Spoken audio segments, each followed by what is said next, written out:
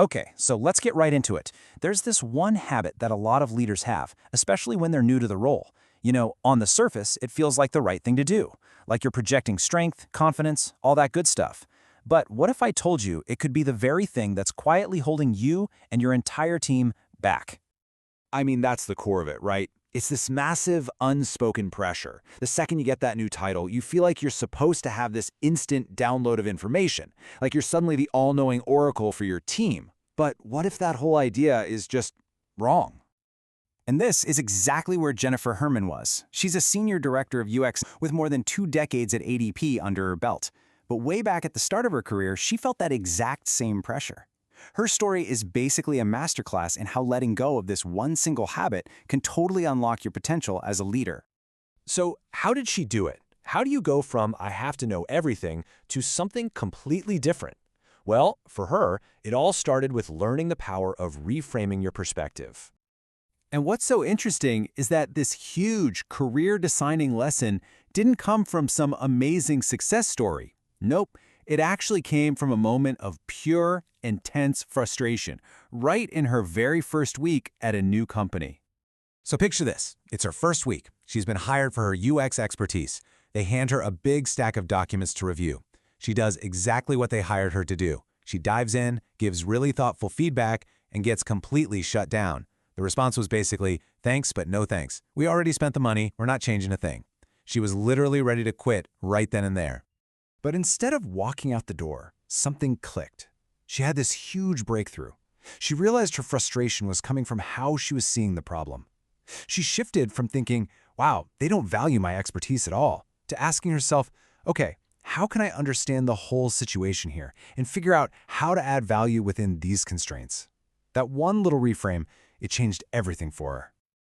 So what does this reframe mindset actually look like? Well, it's pretty much a 3-step process. First, you just have to take a step back from that initial gut reaction, that emotional heat. Then you get curious. You start asking questions, the why questions, instead of just making assumptions. And finally, you make a real effort to see the problem from everybody else's point of view. Okay, so she's got this new mindset. But how did that actually translate into leading people? Well, this whole idea of reframing became the absolute foundation for how she learned to navigate the tricky, messy business of leadership. She realized pretty fast that leadership is this incredible balancing act, like walking a tightrope. As she puts it, if you're too soft, people will walk all over you. But if you come in too hard, you're just off-putting and nobody wants to work with you. Finding that sweet spot in the middle is everything, and a huge part of that comes down to how you give feedback. And this led her to develop a really smart technique, something we can call the private feedback rule. It's a simple but really powerful way to offer criticism and make corrections without ever crushing a team member's confidence or making them feel unsupported in front of everyone. So here's how it works. You're in a big meeting, and you see something that's not quite right. Your first instinct is probably to jump in and correct it on the spot, right? Well, she says, don't. Let that person finish their presentation, let them walk out of that room with their confidence intact. Then, afterwards, you pull them aside for a private chat. You share your perspective, explain why you see it that way, and, this is the key part, you ask for their perspective too. It totally changes a critique into a conversation and makes it crystal clear that you're on their team. Now, this combination of reframing and empathetic feedback was really put to the test in what she calls a defining moment early in her time as a leader. So she had this team of designers, and they were amazing. They were shipping great work, the quality was top-notch, but then something just felt off. The whole dynamic shifted. People were getting snippy with each other, that collaborative buzz they used to have, it was just gone. So what do you do in that situation? On the surface, it kind of looked like one person's performance and attitude was starting to drag the whole team down. But Jennifer had this gut feeling that there was something more going on, something deeper. This really left her at a crossroads with 2 clear paths. Path A was the standard, by-the-book corporate route. Document the problem, put the person on a performance improvement plan, or a PIP. It's clean, it's procedural. But Path B, that was the harder path. It meant being empathetic, digging deeper, and trying to find the human reason behind the performance issues. She chose Path B. She pulled the designer aside and just asked a simple question: is everything okay? And that's when the real story came out. It had nothing to do with the team or the project. The truth was, this person was just deeply unhappy. Because they didn't want to be a designer anymore. Their passion had shifted to product ownership. And this is so critical. A pip would have completely missed the point. It would have probably pushed a really talented person right out of the company. But because she took the time to understand, she was able to help him transition into a new role where he absolutely thrived. It's just such a powerful lesson in looking past the what and really trying to find the why.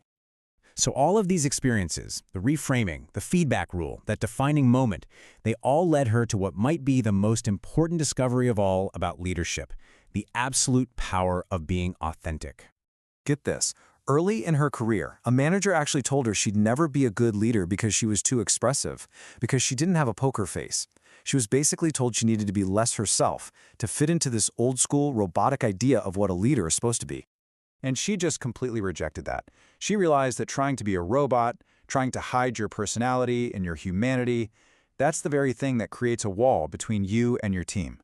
Her big takeaway was a commitment to always lead as her authentic self, expressive hands and all. And this brings us to some of her really candid truths about leadership. First, she busts the myth that leaders are supposed to be these scary, untouchable figures. She's adamant, "I'm human, just like you," and her door is always open. Second, she tackles the idea that leadership is all about big-picture strategy. The reality?